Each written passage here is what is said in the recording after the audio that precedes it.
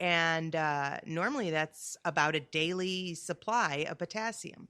So here we're going along in the winter and we're not eating so much veggies because you go to the market and they just don't look good unless you go to Third and Johnson, and Right. then they look wonderful. But That's right. in the wintertime you get these vegetables and you're just like, oh, I don't, that doesn't look appetizing. So you don't eat as many of those things, perhaps. And then springtime comes. And all of a sudden, we've got the most beautiful produce in our grocery stores, and we're picking things and eating them. So delicious. And all of a sudden, people start to have issues. So in the spring, when nobody has had much potassium through the winter, I have people with a lot of muscle spasms, a lot of muscle cramps. But in the summer, when everybody's eating 20 tomatoes a day and 16 bell peppers a day because their gardens are producing like mad, yes. and they've given as many vegetables away to as many people who will take them in the neighborhood because they're just producing and producing and producing, that's when we see too high of potassium. So towards August, September, I always expect, yes, I expect a lot of my senior citizens coming in who are on potassium pills, who are eating like crazy out of their garden, which is great for them if they weren't already taking a ton of potassium.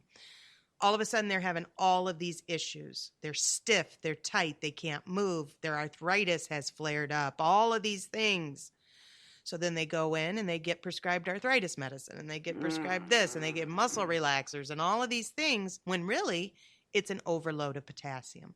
So again, depends on the season, depends on where we live, depends on what our habits are as to how our body manifests these things.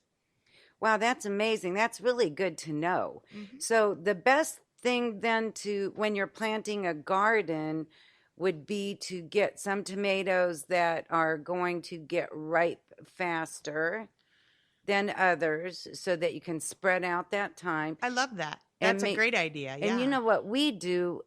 I'm not into canning. It just seems like too much work to me. So I freeze. Yeah.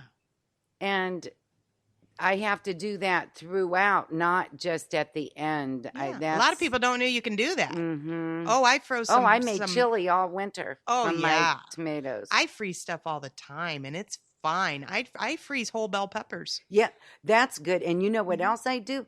Because we do jalapenos as well. Mm-hmm. I chop up some and put it in some tomatoes, and then I'll put more in some, and I'll write hot, hotter, hottest on the bags. I like that. Thank you. That's great. You really have to know those things. Like, don't be like Julie and just throw them in there and don't label. No, you should put a date on it for sure. And you should put what's in there, because maybe by the time you bring it back out, it's hard to tell. Right. And when you make chili, then you can use some, if it depends on who's eating it. Like if the grandkids are coming, I'm not going to use hottest. Right, absolutely, because they're gonna be on fire. They're gonna be mad at you. Right. I had a question here. It said, Tamara said, would powdered egg bother as well? Well, that's a good question. I think for some people it would bother. I think for others they might be able to tolerate it because after the processing, maybe it has broken down the enzymes in a different way, because a lot of times these food sensitivities have to do with the way the food is breaking down and how your body is reacting to the enzymes and things like that. So once something has been processed to the point where it's become powdered, I believe a lot of the health, the nutrient, all of those things have been broken apart. So I don't know. Again, all of that depends on the individual. And what I would recommend for people is to find a natural healthcare provider and go have them muscle test you or do testing for you. Diagnostic testing is really a moment in time. So even if I go get blood work that day, that's just dependent on what I've eaten in the past 24, 48 hours. If I do muscle testing on somebody, same thing. But muscle testing is a lot cheaper than going and getting blood work every day or every other week.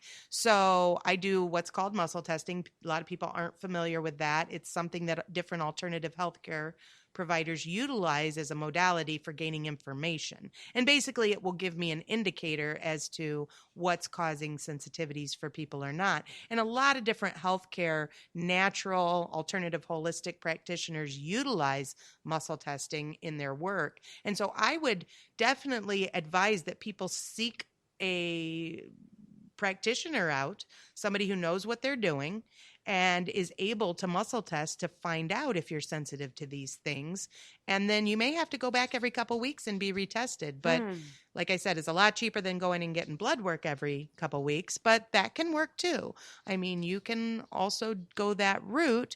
But here, we are big proponents for the natural methods. So finding a natural health practitioner would be key and would be ideal. You can listen to your body and it can tell you some things, but some things are a little more subtle. And so you need somebody who knows what they're doing to assess you. Right. And I think that muscle testing, where did you learn that? How long have you been doing it? And why is it so accurate? Well, muscle testing, I would say for me, I'm probably about 80 to 85% accurate is what I feel across the board. I even have patients who come to me who work at hospitals. Hello, Dylan. Live radio. Yeah. That work in hospitals, that work in labs. I've got a few vet techs that work in labs. People that I have muscle tested through the years that have gone back directly to their office and said, draw my blood. I'm going to check this woman out. And so they draw the blood and they check it out. And sure enough, it's exactly what I say it is. Yeah, it really flips people out. They come back and they're like, I don't know what you do. But you were right, which is so wonderful. But it's good confirmation for me too. But anyways, I forgot the original question. Why does it work? Well, it's a way to communicate with the body. It's based on nervous system and electrical nerve impulses. It really has nothing to do with psychic. Some people think I'm being psychic in some way. I guarantee you I am not psychic in any way, shape, or form. I would have won the lottery 12 times by now if that were the case. No. But what it is we use muscle strength testing.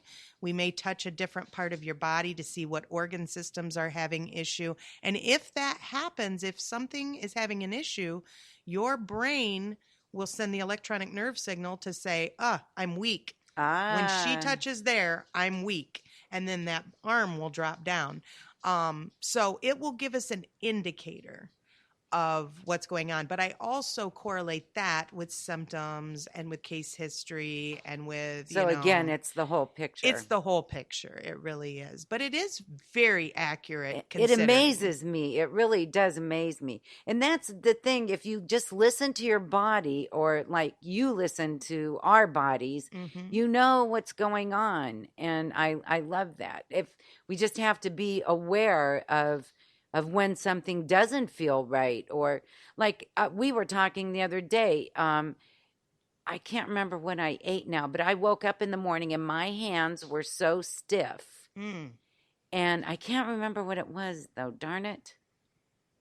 But that's exactly what I'm talking about. Right. That's a symptom. So now if I don't eat whatever that was for a while, then it may remiss over time. It may not cause such a strange, outcome. The consequence of what we eat can be mind-boggling. I mean, just mind-boggling. So but you need help. People need to be guided. Me personally? You need help, Deb.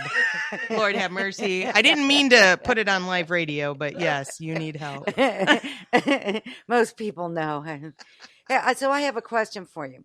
So if I develop some type of allergic reaction to, let's just say, potatoes, which is a root vegetable, does that mean that it's probably going to be true for turnips, parsnips, carrots? Not necessarily. Oh, that's good. Not necessarily. In fact, I have had potato problems in the past. That sounds funny. That didn't come out right. I have had potato problems. But I did not have a problem with turnips, and I did not have a problem with carrots at the same time. Different DNA structure of the vegetable, different enzymes in the vegetable, different enzymes that your body is producing to break down those vegetables. So no, it is very specific. So that's good to know, because you can, by not flooding your system, what you said earlier, you can make a stew with potatoes and carrots and all the traditional one time. And then the next time you make it with turnips and parsnips instead. Yes, and that's that a way great you won't be idea. flooding your system. Exactly. And I know a lot of people that are mashing cauliflower instead of potatoes now. You know, cauliflower has really come around. There It are a has. lot of different recipes I think it's for trending. cauliflower. It's trending. I think it is too. I love that. We had something really interesting, you and I.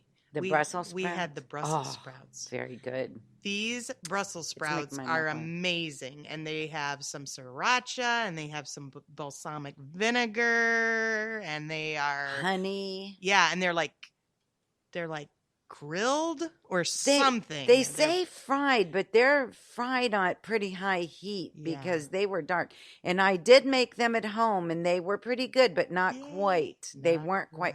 And we agreed too when we were there that they need just a tad bit more sriracha. Yes. I like a little spice. Same with me. We're going to have to make them. I'm going to have to make them. And maybe next time we have a show, I'll bring them. That sounds wonderful. That sounds wonderful. So what about cruciferous vegetables? If you have a adverse reaction to one, is that one, I mean, they are very close in DNA with one another. Pretty much all the cruciferous vegetables are derivatives of cabbage. So you're talking cabbage and Brussels sprouts and asparagus, cauliflower. Any of the bunch vegetables are considered cruciferous, but they are very close to each other in DNA. So that is something that may be more antagonistic. If the closer they are in DNA, the more antagonistic the things will be. I want to say something about cruciferous, by the way. A lot of people don't know this, but in this area, we used to be known as the goiter belt. Way back in the day, we had thyroid issues, lots of hypothyroidism in the Midwest. And that was due to the fact that our diet did not have a lot of iodine. So a long time ago, the government decided we were going to put iodine in the salt because everybody eats salt, right? Mm-hmm. Well, they did. Too much. Back then, a lot of people ate salt, so that's how iodized salt came to be. And they saw over time quite a diminishing effect with the hypothyroidism issue. So the goiter epidemic kind of went away, and that was great. Well, nowadays, in the past 10 years, everybody's had, anti-salt, and salt's got a bad rep. And by the way, we all need salt, just saying. Don't go without salt completely. But we want to minimize or moderate. We don't want to, just put the whole shaker on our eggs or what have you. But that iodized salt is super important to help us regulate our thyroid. Now, another new thing that's come around is sea salt and Himalayan salt, which I love. Perfect. And it's good salt. And I will use that salt, but then that means I have to get some iodine somehow. So then I have to be, representative of that. Now, that leads me to the cruciferous vegetables. A lot of people don't know this, but a lot of thyroid problems can be helped by avoiding cruciferous vegetables. No. Yes. Because that's sad. It is kind of sad, especially if you really love cabbage. Like, I love cabbage a lot. I grew up with cabbage. My family's all from the South, so we had a lot of cabbage. So I love cabbage, but cabbage actually keeps your body from converting your thyroid, your T4 to T3, which is the more usable form of the thyroid hormone. So your pituitary tells your thyroid to make this hormone. It makes the T4. For those of you on Synthroid or Armor, that's what they're giving you. They're giving you T4 because your body's not making the T4. Then the T4 has to go down to the liver. The liver has to be functioning properly in order to turn it into T3. Then the T3 comes back up to the thyroid, and then you can use it. Now, I don't know why it's all convoluted like that. I'm not one to judge. I think the body's design is amazing. Don't get me wrong. But I definitely want people to be aware that the more cabbage, the more asparagus, the more cauliflower, Brussels sprouts, broccoli, all